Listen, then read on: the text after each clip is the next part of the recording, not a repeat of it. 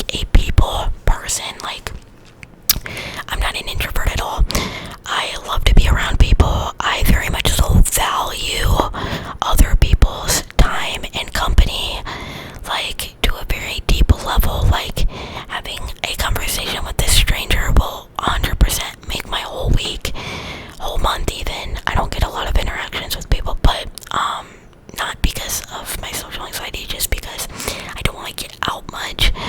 But I'm just saying, like, I'm not an introvert. I just get very, very awkward in, those kinds of settings, and I am just a very,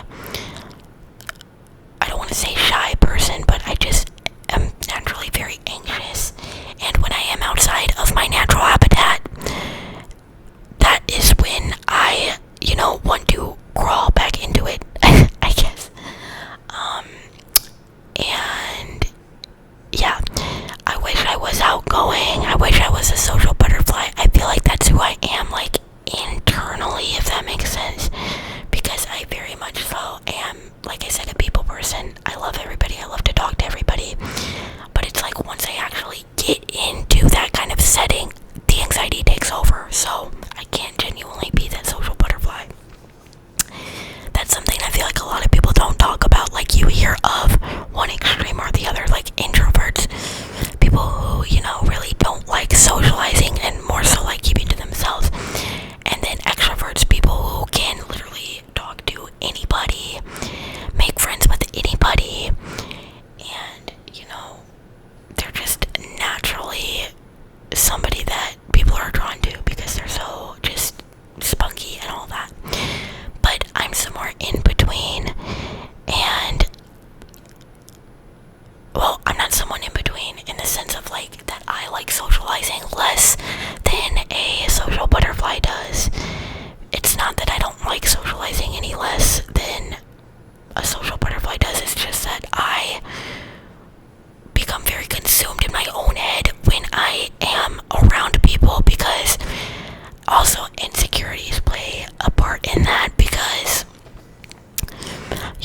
when you are a young adult and you don't really have any friends and you've just had a lot of, like, abandonment in your life, like, it's hard to put yourself out there and not freak out. And you're constantly trying to avoid falling into traps because of, like, if you've been wronged by a lot of people, you probably get what I mean. But when you've dealt with a lot of toxic people in your life, etc., you kind of get to a point where you're so caught up in trying not to fall into traps that you aren't exactly able to genuinely put yourself out there, if that makes sense, because you're constantly on such high alert. And I'm not the kind of person that is just going out of my way to look for people's flaws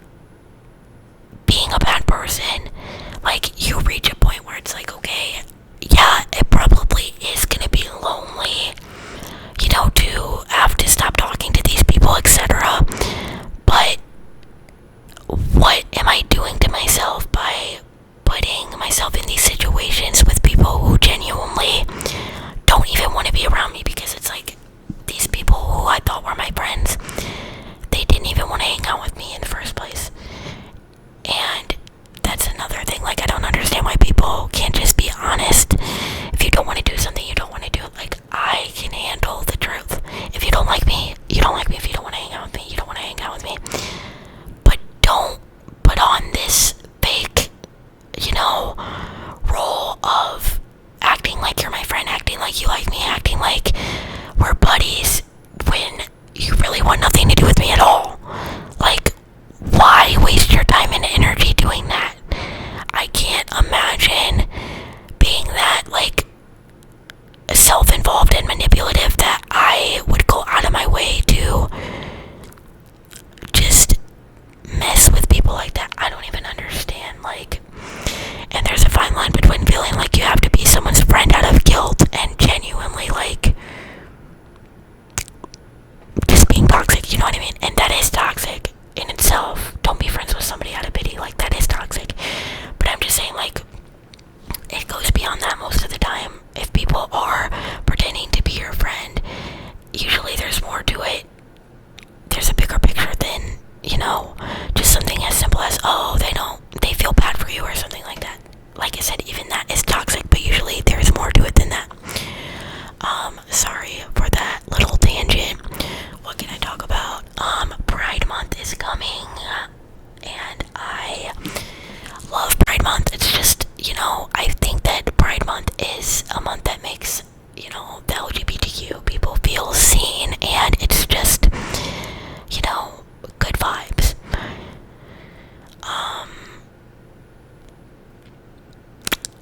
Yeah, so, and also I love to do, like, different pride makeup and all that. I actually tried to do a pride makeup look the other day, and I filmed it. Like, it was 45 minutes long, maybe even an hour. Yeah, I think it was an hour. I filmed a makeup tutorial on my, for this channel. I filmed a by Pride makeup look video, and I ended up having to try and merge two clips together because I had to stop the video and start recording again. But I did not have enough storage to save the video, so I ended up having to delete everything, and it was so annoying. But I feel like the look did not turn out that great anyway, and that in of itself is extremely annoying because, sorry guys, my ears are so itchy. Something that I've noted, it's so annoying to me though, this is random, but I have so many eyeshadow palettes, but yet there'll be these colors that I somehow just don't have, and I'll go to do a makeup look thinking that I have a specific eyeshadow color, and I don't have it, and I'm like, what the actual heck? Like, for instance, I don't have a shimmery hot pink color at all. Like, I don't even have a shade of shimmery pink that is close to a shimmery hot pink. Not at all. So, that's definitely annoying because you know, I feel like when it comes to doing colorful makeup, if you're doing matte colorful makeup, I don't know why, in my opinion, I just feel like it doesn't look right. That's the best way that I could describe it. On me personally, at least, I feel like there needs to be a lot of shimmer, and I usually prefer matte eyeshadow for the most part, but when it comes to colorful makeup, I feel like you need that shimmer. But I've just had really bad luck with